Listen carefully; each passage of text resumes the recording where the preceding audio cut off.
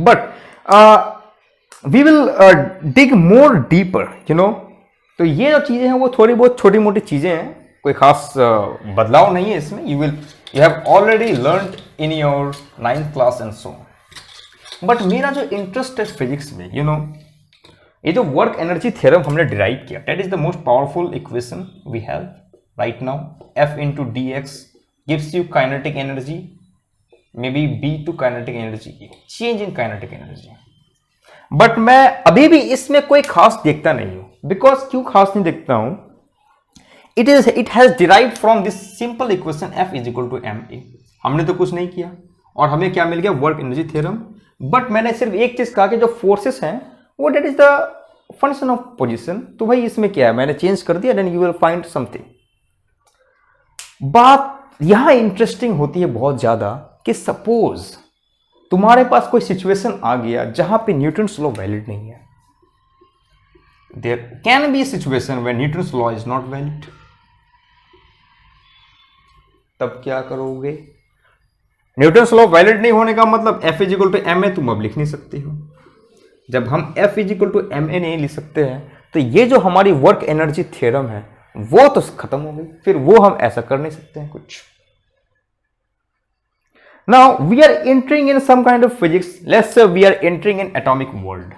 अब आप सबको पता है कि एटॉमिक फिजिक्स में जब हम स्टडी करते हैं एटम्स की, देन वहां पे जो है ग्रेविटी बिल्कुल खत्म हो जाती है। ग्रेविटी का इफेक्ट हम नहीं कंसिडर करते हैं। Then we can not describe the interaction of atoms with the help of Newton's law. Suppose कि क्रिस्टल है, क्रिस्टल में जो छोटे छोटे एटम्स एक लाइन में अरेंज होते हैं या फिर कुछ बना के एक बहुत बड़ा क्रिस्टल बनाते हैं, the crystallization of this atoms और मॉलिक्यूल्स वो कैसे पास आते हैं, that can not explain by Newton's law. तब हम क्या करेंगे? So to really understand various amount of things we need some tools, we need some idea, some principles जो हर जगह वैलिड हो। मे बी अगर हमें जानना हो कि ब्लैक होल में क्या होता होगा, या मे बी हमें जानना होगा कि सन के अंदर क्या होता होगा, तो क्या जरूरी है कि वहां पे न्यूटन्स लॉ वैलिड होंगे? आपको अभी भी पता है कि न्यूटन्स लॉ, न्यूटन को आइंस्टाइन ने बिल्कुल ही वो कर दिया कि न्यूटन का जो लॉ है वो एक लिमिटेड लॉ है। It is not the law of universe, जिससे यूनिवर्स क्या हो रही है? डिफाइन हो रही है या गवर्न हो रही है। तो आइंस्टाइन ने पहले न्यूटन को खत्म कर दिया। तो पर आइंस्टाइन ने ऐसा किया कैसे होगा? और इवन इफ अगर हमें कोई न्यू फिजिक्स या फिर कई न्यू अरीना मिल जाए जहां पे हमारा जो एग्जिस्टिंग लॉज है वो काम नहीं करें, तब हम उनके सरफेस को कैसे निकाल सकते हैं? तब हम कैसे बता सकते हैं कि ये जो क्रिस्टल बना वो कैसे बना, या फिर यहां जो एटम्स का रीअरेंजमेंट होता है वो कैसे हो रहा है? That is a very interesting question. तो जब इंटरेस्टिंग क्वेश्चन है तो मुझे एक ऐसा फ्रेमवर्क चाहिए जो ग्लोबली वैलिड हो, जो हर एक रेंज तक वैलिड हो। उस तरह की हमें कुछ ना कुछ चाहिए। तब हम कैसे कर सकते, तब हम किस तरह से जनरलाइज कर सकते हैं अपने प्रिंसिपल्स को? वेल, तो that is a very hard question to understand, you know, कि हमें कुछ ऐसा टूल चाहिए जो सब जगह वैलिड हो। ये कैसे हो सकता है? तो अगर ये ऐसा नहीं तो हम सोचते हैं कि चलो ठीक है, अगर कैसे करें नहीं करें ये मुझे समझ में नहीं आ रहा है, लेकिन एक चीज कर सकते हैं हम। आपने ये देखा W is equal to F into d x. अब काइनेटिक एनर्जी को छोड़ देते हैं, F इंटू डी एक्स। ये जो फोर्स है ये ऐसा, ये जो इंटीग्रल ये ऐसे बोल रहा है कोई ऑब्जेक्ट यहां है, कोई ऑब्जेक्ट यहां है, कोई ऑब्जेक्ट यहां है, इसके बीच कितना फोर्स है बस कैलकुलेट कर लो। बट मैं अगर बोलूं कि भाई चलो यहां पे मेरे को एक ऐसा ट्रेजेक्टरी दिया हुआ है और ये जो ऑब्जेक्ट है कुछ यहां है, बताओ A से B तक जाने में इसके वर्डन क्या होगा? अब तुमने इसे कंस्ट्रेंट कर दिया, ये यहां से नीचे यहां गिर नहीं सकता, इसे ये पाथ को फॉलो करना पड़ेगा। ये पाथ यहां फॉलो करेगा, ये पाथ यहां फॉलो करेगा, ये पाथ यहां फॉलो करेगा। But this integral doesn't say anything about this path. Kinetic energy change, चलो मैंने कहा कि वो तो वैलिड होगा, बट इस इंटीग्रल को कैसे करें हम? इस पाथ के अकॉर्डिंग। या सपोज कोई वियर्ड पाथ आ गया, कुछ ऐसे आ गया पाथ, यहां तुमने कुछ ऑब्जेक्ट छोड़ दिया, अब तुम बताओ कि यहां से लेकर यहां तक तुम्हें कितनी वर्डन आएगी?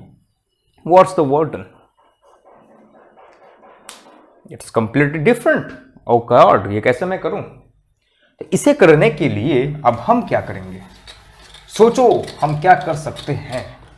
तो मैंने ये कहा कि जो इंटीग्रल आप देख रहे हो इसे अब आप क्या कर दो, ये सिंपल एक इंटीग्रल नहीं है, ये अब क्या कर दिया, एक पाथ डिपेंडेंट इंटीग्रल है। We can say that it's a curved integral f dot dx। तो ठीक है, आपने कर दिया कर्व इंटीग्रल, इसमें कौन सी बड़ी बात है, कोई खास चीज नहीं है। लेकिन प्रॉब्लम जब यहां आती है, जब आपने देखा कुछ वियर्ड पाथ्स को, जैसे कि यहां है पार्ट, जब ये पाथ इंटीग्रल आता है तब हमारे पास बड़ी प्रॉब्लम है। ये प्रॉब्लम क्यों होती है? क्योंकि अब हमें ये देखना पड़ेगा हर एक पॉइंट पे कि ये फोर्स जो है वो कैसे इस पाथ की वजह से चेंज हो रहा है। अरे यार, then it is very much complicated to evaluate this integral. अगर ये पाथ डिपेंडेंट इंटीग्रल है और फोर्स डिपेंड करेगा इस पाथ पे, then it is completely difficult to evaluate this kind of integrals. But nature ने हमें कुछ ऐसा दिया है कि जो हमारे इन वरीज को खत्म कर दिया। जो हमने बात किया था ये 4 फंडामेंटल फोर्सेस की, वो फोर्स इस तरह से हैं, that is called conservative force. और कंजर्वेटिव फोर्स का मतलब क्या होता है?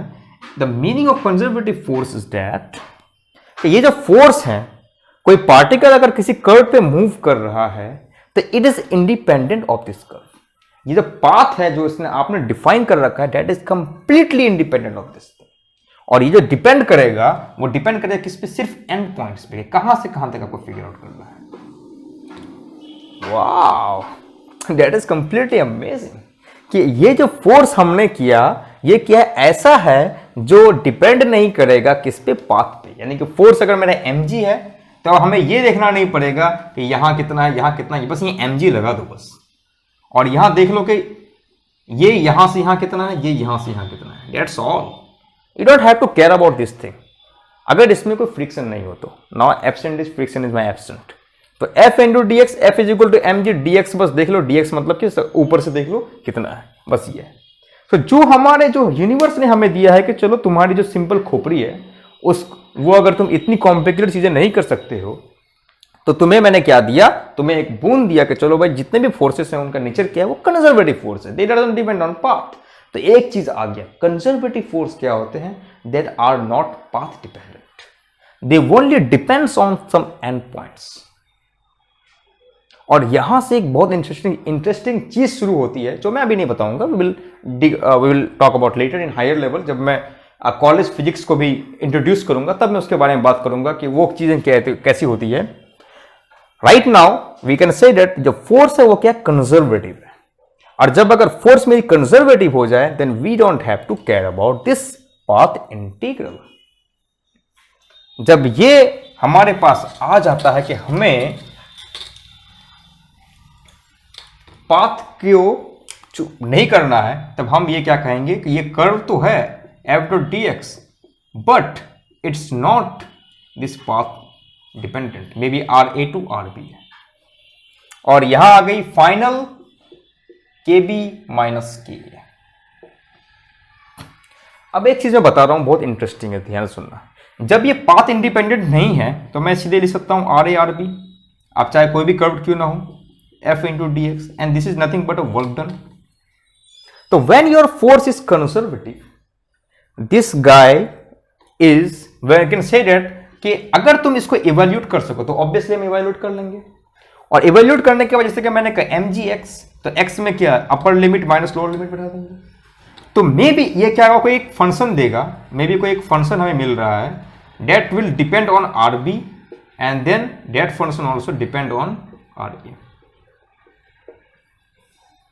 ये जो चीज का इंटीग्रल है, जैसे कि f is equal to mg मैंने किया है mg इंटू x, और x में rb माइनस ra है, तो mg rb minus mg ra, it's kind of function जो डिपेंड क्या किस पे? rb और ra पे किया। मे बी डिफरेंट फोर्स के लिए वो चीज डिफरेंट हो जाएगा, but still they will depend on only rb and ra, क्योंकि मैंने बोल दिया कि ये डिपेंड नहीं करेगा किसी कर्व पाथ पे। Very good. तो मैंने उसे क्या नाम दिया कि ये जो फंक्शन होगा ये क्या होगा? Minus of u of rb। ये जो देगा f डॉट dx वो क्या देगा? माइनस ऑफ दैट फंक्शन, और ये माइनस माइनस क्या हो जाएगा? प्लस हो जाएगा, plus of u RA। Now these functions are we call is potential energy. what do we call it? Potential energy, and that is the most important part. तो हमने definition यहां दिया F dot D X is nothing but U of minus X, और definition क्या है? Because the force is conservative it will depend on this R B and R A, so this answer will be some function which will depend on this, the character of the function will be like it will depend only on positions. So मैंने define किया कि minus of U X define किया. अब मैंने यहाँ minus क्यों choose किया? It will come out in a minute why it will why I have introduced this minus. और मैंने इसे दिया कि this is nothing but a potential energy. और मैंने आपको पिछले वीडियो में बता चुका है कि what do we mean by potential energy. That's why मैं अब इसे रिपीट नहीं करूंगा. You can see my video, my previous video, और वो बहुत देखना इंपॉर्टेंट है. अगर आपको इन सब चीजों के बारे में जानना है तो मेरी प्रीवियस वीडियो को देखना बहुत ही इंपॉर्टेंट है, because I have deal with the philosophical understanding of time, understanding of energy, और वो वास्टली है. चाहे 9th क्लास से शुरू करो या फिर आप कॉलेज के फिजिक्स से किसी भी इसमें चले जाओ, यानी E is equal to MC square तक मैंने आपको डिफाइन किया है कि एनर्जी क्या होती है. तो मेरा ये आ गया क्या? Minus of U R B minus of U R A. तो मैं इसे जरा रफ करता हूं, और मैंने डिफाइन कर दिया पोटेंशियल एनर्जी के बारे में, और मैं यहां लिखूंगा minus of U of R B plus of U of R A is nothing but kinetic energy B minus kinetic energy A. अब हम यहां लिख सकते हैं u of R A plus kinetic energy of A, u of R B and kinetic energy of this guy. और ये जो है इनिशियल केस आया, और ये जो है फाइनल केस आया.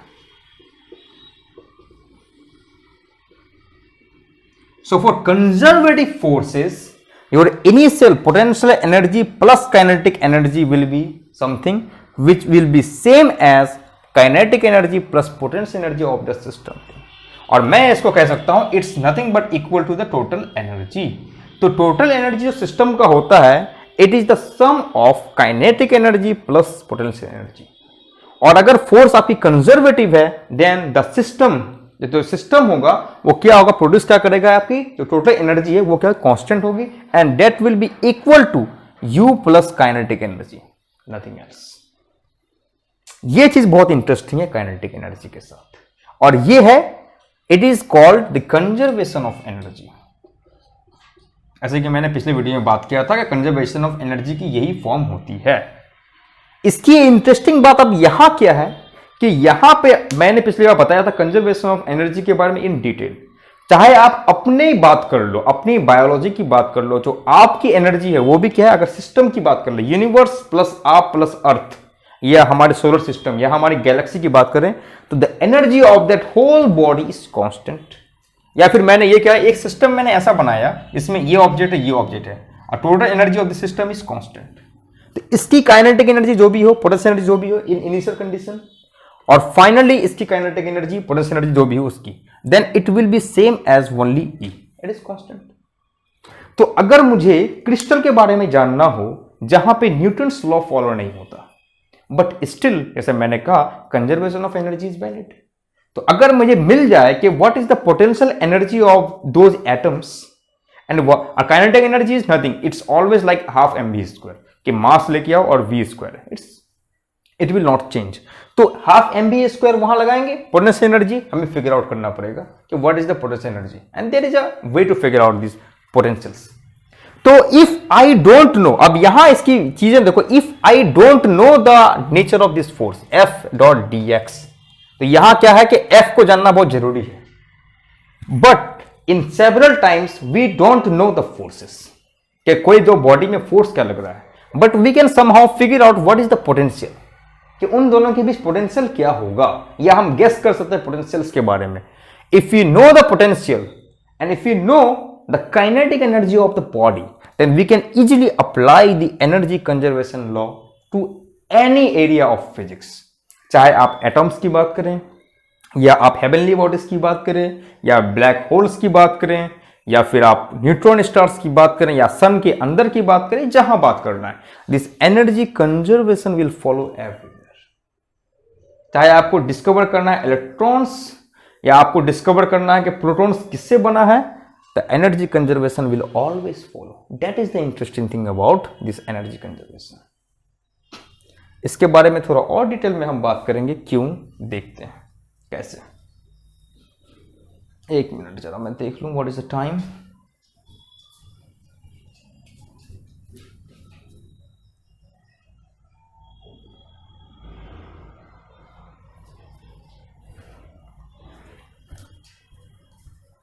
मेरे पास बस थोड़ा सा चीज़ है, it is 52 minutes I think, so in between 51 minutes.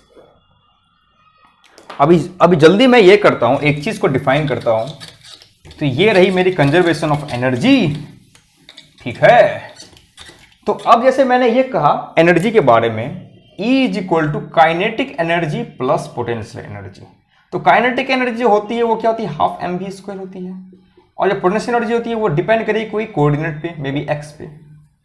तो अगर मैं इस पोटेंशियल एनर्जी पे कोई भी एक कांस्टेंट चीज जोड़ दूं, मे बी लैम्डा, जो एक पोजीशन होता है ना जी, सपोज के एक दो ऑब्जेक्ट है, इस ऑब्जेक्ट को थोड़ा खिसका दो यहां पर, ठीक। तो इसमें क्या होगा, मैंने कोई कांस्टेंट ऐड कर दिया, तो क्या होगा, it will do nothing but simply raise this total energy of the system, that's all. तो इस चीज पे हम कोई भी कांस्टेंट ऐड करें, ठीक, कोई भी कांस्टेंट हम ऐड करें, तो it will simply give you nothing but the total energy of the system will as a whole will increases. तो ये एक इंटरेस्टिंग चीज हुआ। द सेकेंड इंटरेस्टिंग चीज जो हमने ये किया कि ये जो फोर्स हमने देखा F.dx, जो मैंने कहा कंजर्वेटिव है, is equal to kinetic energy minus potential energy, sorry minus change in kinetic energy. Maybe अगर मैं कोई फोर्स की बात, मे बी कोई सिस्टम की बात करूं, उस पर कुछ कंजर्वेटिव फोर्स लग रहा है और कुछ नॉन कंजर्वेटिव फोर्स लग रहा है, maybe non conservative. And we have defined that non conservative forces are like they will be dependent on the path. तो हम यहां लिख सकते हैं कि चलो भाई फोर्स, मे बी एक फोर्स जो कंजर्वेटिव आया दैट इज कॉल्ड सी, और some forces are that is called non conservative force, ये होल अप्लाई हो रहा है dx पे। Obviously I can write here now curved, तो मैं लिख सकता हूं कि Fc इंटू dx, ये कर्व, ये conservative force, plus Fnc into dx, और ये जो पाथ पे डिपेंड करेगा, ठीक। ये जो पाथ पे डिपेंड नहीं करेगा, मेरे को ये दिखा क्या, u of rb plus u of ra, और ये क्या दे रहा है मेरे को, non conservative force into dx is equal to kb minus ka। तो this non conservative force we can write here कि ये नॉन कंजर्वेटिव फोर्स है, this will be nothing but kinetic energy plus, इसे u ऑफ rb को मैं लिखूंगा ub, और यहां माइनस ऑफ ka है, और ये प्लस है, जाएगा माइनस में, तो माइनस मैंने कॉमन ले लिया, एंड दिस इज ua। तो जो सिस्टम का जो एनर्जी है, ऐसे मैंने कहा ये सिस्टम का एनर्जी, इन दोनों का डिफरेंस क्या आएगा, जीरो नहीं आएगा। अगर कंजर्वेटिव फोर्स होता तो kinetic energy final minus, sorry this energy minus this energy will be zero, means the system is in conservative. Now जब नॉन कंजर्वेटिव फोर्सेस लगते हैं तब हमारा सिस्टम क्या है, for some moment it's not in अगर मैं इसे ये कहूं, ऐसा कहूं कि this conservative force will be, क्या होगा, इन दोनों एनर्जी के क्या होगा, माइनस होगा। जैसे कि मैंने ये बताया था पिछली बार कि आप क्लैप करते हो, तो क्लैप में मैंने काइनेटिक एनर्जी दोनों हाथों को दिया, आया रेस्ट में, पोटेंशियल एनर्जी बना, देन साउंड बना, और फ्रिक्शन, क्योंकि मेरे हाथ में क्या फोर्स लग रही है। तो ये जो बोल रहा है काइनेटिक एनर्जी जो तुमने दिया था, पोटेंशियल एनर्जी जीरो था उसमें, फिर काइनेटिक एनर्जी बाद में क्या हुआ, जीरो हो गया, पोटेंशियल एनर्जी रहा, उन दोनों को माइनस कर दो, तुम्हें मिल जाएगा कि कितना तुम्हारा क्या है, नॉन कंजर्वेटिव फोर्स यानी फ्रिक्शन टाइप का फोर्स कितना है। That is the interesting thing about this result. इसको तुम और भी डिफरेंट तरीके से कर सकते हो, मे बी इसे तुम इस तरफ लेके आ जाओ। सो एज ए होल मैंने ये कहा था, कि अगर तुम्हारे पास कोई एनर्जी है, जैसे कि मैंने क्लैप किया, तो ये क्या किया, मैंने सिस्टम से ये कैलकुलेट किया इस पे, ये मैंने काइनेटिक एनर्जी दिया, और ये मेरा हीट बना, उसके पोटेंशियल एनर्जी बना। बट अगर मैं एज ए सिस्टम करूं कि मैंने जो एनर्जी गेन किया वो अर्थ से गेन किया, then we produce kinetic energy, तो ये क्या किया, पोटेंशियल एनर्जी में बदला, and then some in sound energy और हीट एनर्जी। तो ये कहां गया, फिर से हमारे एटमॉस्फेयर में गया। तो मैंने जितना एब्जॉर्ब किया था एनर्जी को, वो उतना ही मैंने क्या कर दिया, पास कर दिया। Then in a whole system the energy is always conserved. तो इस पूरे सिस्टम में क्या हुआ, एनर्जी हमेशा कंजर्व हो रहा है। बट फॉर सम थिंग कि यहां पे कितना एनर्जी हीट के फॉर्म में निकल रहा है, then you have to apply this thing. अगर इसमें कोई हीट नहीं होता, कोई नॉन कंजर्वेटिव फोर्स नहीं होता, then it will be completely zero. So this is the generalisation of this thing कि अगर आपके पास नॉन कंजर्वेटिव फोर्स हो तब क्या करोगे। इसके बारे में हम और डिटेल में बात करेंगे कब, कि कुछ प्रॉब्लम्स हम देखेंगे इन लेटर माय वीडियोस। और अब हम जरा बात कर लेते हैं एक इंटरेस्टिंग टॉपिक पे कि एफ डॉट डी एक्स, जब मैंने इसे डिफाइन किया minus of U of x, ठीक। तो जब मैंने इसे डिफाइन किया तो अब अगर मेरे पास कोई